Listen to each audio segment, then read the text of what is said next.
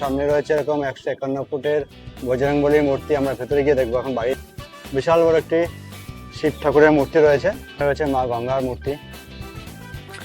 এই ভিডিওর মাধ্যমে আমি দেখাবো এই মন্দিরটি কোথায় রয়েছে, কিভাবে আসবেন এবং এই মন্দিরের টাইমিংই বা কী আছে।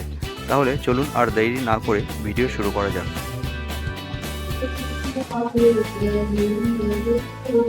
আমরা কিন্তু রাম মন্দিরের খুব কাছে চলে এসেছি।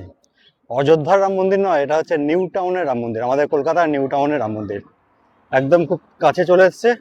আর এই মন্দিরের একদম সামনেই রয়েছে কিন্তু বজরংবলীর 151 ফুটের একটি মূর্তি। ওই যে সামনে কিন্তু রয়েছে রাম মন্দির, আর এখানে বজরংবলীর 151 ফুটের সেই মূর্তি। আর এখানে যেখানে রাস্তাটা এসে শেষ হয়ে যায় সেখানে একটা আইল্যান্ড আছে বিশাল বড়। এই যে এই আইল্যান্ডের সামনে কিন্তু আমরা চলে এসেছি। এই হচ্ছে মন্দিরের মানে বিল্ডিং এর পেছন দিকটা। পুরো বিল্ডিং এর এরকম রাম রাম রাম রাম লেখা আছে। আমরা যাবো এর পাশ দিয়ে যে রাস্তা আছে, রাস্তা দিয়ে মন্দিরের গেটের সামনে আসছি আস্তে আস্তে।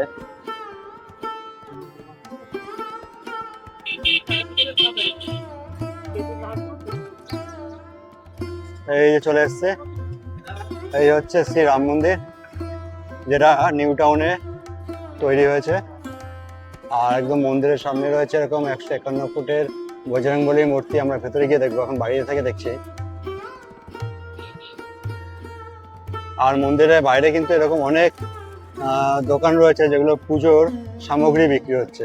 এখান থেকে কিনে নিয়ে ভেতরে পুজো দিতে পারবেন। তাছাড়া এখানে পুজোর অনেক সামগ্রী বিক্রি হচ্ছে একদম মন্দিরের সামনে বাইরে।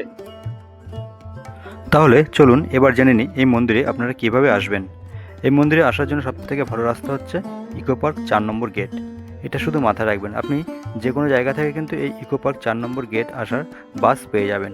আমরা কিভাবে এসেছিলাম চলুন একটু দেখিয়ে দিই। আমরা প্রথমে ট্রেনে করে চলে আসলাম বিধাননগর স্টেশন। এখান থেকে বেরিয়ে আমরা চলে আসলাম হাটকো মোড়ে। সেখান থেকে বাস ধরে চলে আসলাম হচ্ছে চিনার পার্ক। বাসে ভাড়া নিল হচ্ছে 15 টাকা। এখান থেকে আবার বাস পাল্টে চলে আসলাম হচ্ছে ইকো পার্ক 4 নম্বর গেট। এখানে বাসে ভাড়া নিল 10 টাকা। ইকো পার্কে যেখানে আমাদের দাঁড় করেছে, আমাদের যেতে হবে রাস্তার ওপারে, তাই আমরা সাবওয়ে ব্যবহার করলাম। সাবওয়ে ব্যবহার করে একদম ইকো পার্ক 4 নম্বর গেটের সামনে চলে আসলাম। আমার সামনে রয়েছে ইকো পার্ক। আমরা যাব হচ্ছে এদিকে 4 নম্বর গেট থেকে বেরিয়ে বাঁদিকে যে রাস্তা আছে সেই রাস্তা ধরে আমরা যাব। এই 4 নম্বর গেট থেকে কিন্তু রাম মন্দির যাওয়া যায়। এখানে অনেক অটো টোটো দাঁড়িয়ে আছে। এখান থেকে আবার অটোতে করলে আপনার 10 টাকা হয়তো পড়বে, কিন্তু আমরা এত সুন্দর রাস্তা দেখে তাই নিজেরাই ডিসাইড করলাম যে আমরা অটোতে যাব না, আমরা এই রাস্তার সাইড সিন উপভোগ করব। আর এই রাস্তাটা শুধু দেখুন কি অসাধারণ লাগছে, দারুণ লাগছে। কিন্তু এখন বাজে হচ্ছে 3টে। এখন আমরা ভেতরে গিয়ে দেখবো। এখন আমরা আস্তে আস্তে ভেতরে ঢুকছি। এই হচ্ছে নিউ টাউনের উপর অবস্থিত রাম মন্দির। এখন আমরা আস্তে আস্তে ভেতরে যাচ্ছি। একদম গেট দিয়ে ঢুকে যেটা সবার প্রথমে চোখে পড়বে সেটা হচ্ছে রামায়ণে সীতাহরণের সেই দৃশ্যটা। সীতাহরণের সেই দৃশ্যটা, রাবণ যখন সীতাকে নিয়ে হরণ করে যাচ্ছিল তখন জটায়ু পাখি বাধা দিয়েছিল। সেই জটায়ু পাখির কিন্তু একটা ডানা রাবণ কেটে দিয়েছিল। সেই দৃশ্যটা কিন্তু এখানে খুব সুন্দর করে ফুটিয়ে তোলা হয়েছে। এই যে সেই জটায়ুর মৃতদেহ রাম লক্ষ্মণ তার সৎকার্য করছে এই যে। আর তার পাশেই রয়েছে কিন্তু এরকম 151 ফুটের সেই বজরংবলীর মূর্তি। আর পুরো মন্দিরটি কিন্তু এরকম খুব সুন্দর ফুলের বাগান দিয়েও সাজানো। এই যে বজরংবলীর এই 151 ফুটের মূর্তি এত বড়, মানে আপনাকে কিন্তু একবারে আসছে না।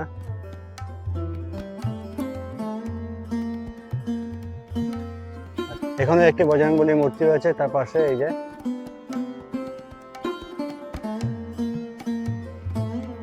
আর এই ঠিক বজরংবলী মূর্তির উল্টো দিকে রয়েছে এরকম একটি জায়গা, সৎসঙ্গ ভাটিকা, যেখানে সকাল 5টা থেকে 6টা পর্যন্ত এবং বিকালে 4টে থেকে 5টা পর্যন্ত এখানে ভজন সঙ্গীত পরিবেশন হয়। মন্দিরের ভেতরে কিন্তু এরকম অনেক দোকান রয়েছে, খাবারের দোকান রয়েছে, পুজোর সামগ্রীর দোকান রয়েছে। এই যে এখান থেকে কিন্তু পুজোর সামগ্রী নিয়ে আপনি ভেতরে পুজো দিতে পারেন। মন্দিরের ভেতরে এরকম অনেক দোকান রয়েছে। আরেকটু মন্দিরের সামনে আরেকটু কিছুটা এগিয়ে আসবেন, দেখবেন এই যে আমাদের ভোলে বাবা শিবজির কিন্তু বিশাল বড় একটি মূর্তি রয়েছে। এই মূর্তিটাও কিন্তু হাইটে কম নয়, প্রায় 70-80 ফুট তো হবে কম করে। আর এই শিব ঠাকুরের মূর্তিটাই কিন্তু রয়েছে একটি জলাশয়ের ওপরে। এই যে এখানে একটি জলাশয় রয়েছে, সে জলাশয়ের ওপরে রয়েছে এই শিব ঠাকুরের মূর্তি।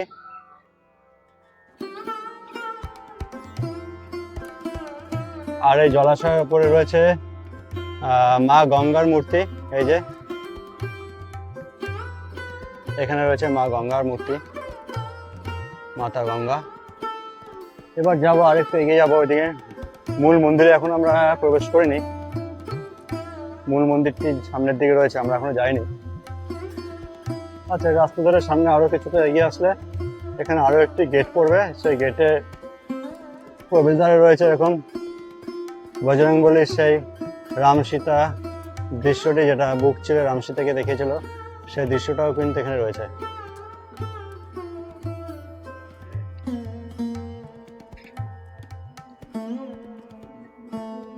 আর এই গেট দিয়ে ঢুকে যেটা চোখে পড়বে সেটা হচ্ছে শ্রীকৃষ্ণের যে কালিয়া নাগ দমন হয়েছিল তার একটি দৃশ্য কিন্তু এখানে তুলে ধরা হয়েছে। খুব সুন্দরভাবে ফুটিয়ে তোলা হয়ে যায় শ্রীকৃষ্ণের কালিয়া নাগ দমনের দৃশ্যটা। তার পাশে রয়েছে শিব পার্বতীর একটি খুব সুন্দর মূর্তি, আর তার নিচে রয়েছে এরকম গণেশ দেবতা, আর পাশে অসংখ্য ছোট ছোট দেবতা রয়েছে। এই যে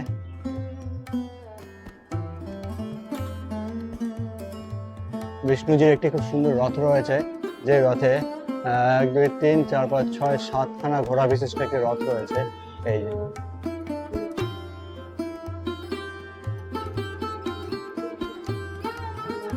পাশে আবার রয়েছে শিব ঠাকুরের একটি মূর্তি। এখানে কিন্তু সবাই মোমবাতি ধূপকাঠি জ্বালিয়ে পুজো দিচ্ছে।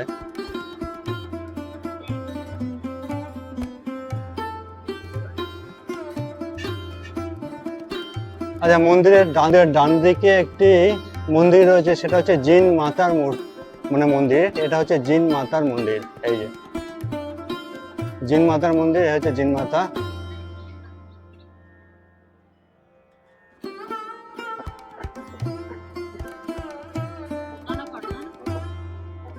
একদম প্রবেশদ্বারে ডান দিকে যে মন্দির আছে জিন মাতার মন্দির, আর ওদিকে রয়েছে হচ্ছে শ্যাম বাবার মন্দির।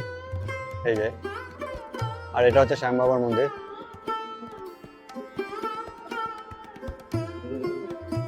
এখন আমি মন্দিরের ভেতরে যাব, শ্যাম বাবা মন্দিরের ভেতরে যাব। ভেতরে যেতে গেলে কিন্তু আপনাকে জুতো খুলে তারপর যেতে হবে, ঠিক আছে? আমি এখন জুতো খুলে ভেতরে যাব। একদম মন্দিরের ভেতরে চলে এসেছি।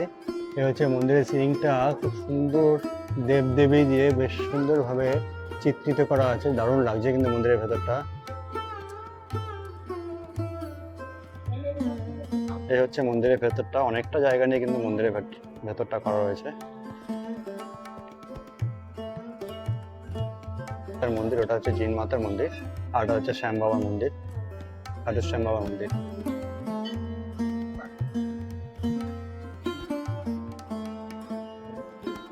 খাটু শ্যাম বাবার মন্দিরের থেকে বেরিয়ে আবার সামনের দিকে কিছুটা এগিয়ে যাচ্ছি। এখানে কিন্তু আরো একটি মন্দির রয়েছে, এটা হচ্ছে শ্রী বালাজির মন্দির।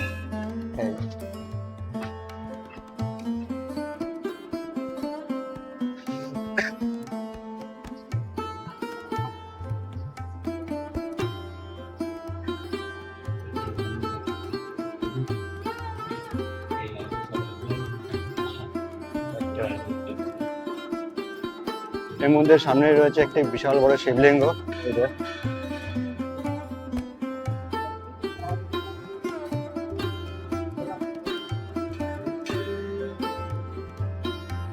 এই টোটাল মন্দির চত্বরের ভেতরে কিন্তু এরকম বড় বড় 4টি মন্দির রয়েছে। তার মধ্যে একটি হচ্ছে আপনার বালাজি মন্দির, একটি হচ্ছে জিন মাতার মন্দির, আর একটি হচ্ছে খাটু শ্যাম বাবার মন্দির, আর হচ্ছে মূল মন্দির যেটা হচ্ছে রাম মন্দির। এখন আমরা এই মূল মন্দিরের ভেতরে প্রবেশ করছি।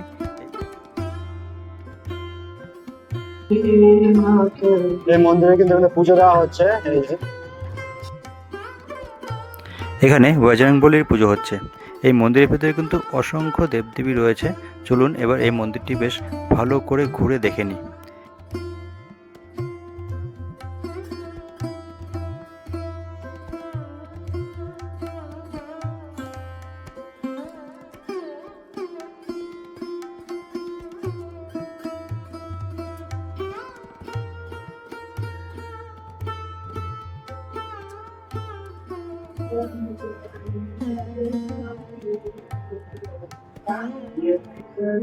এখানে রয়েছে জগন্নাথ মহাপ্রভু, মাঝখানে রয়েছে সুভদ্রা, এদিকে রয়েছে বলরাম।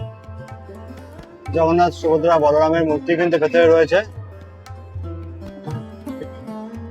এই মন্দিরের ভেতরে কিন্তু অনেক দেবদেবীর মূর্তি রয়েছে, অনেক দেবদেবীর মূর্তি রয়েছে।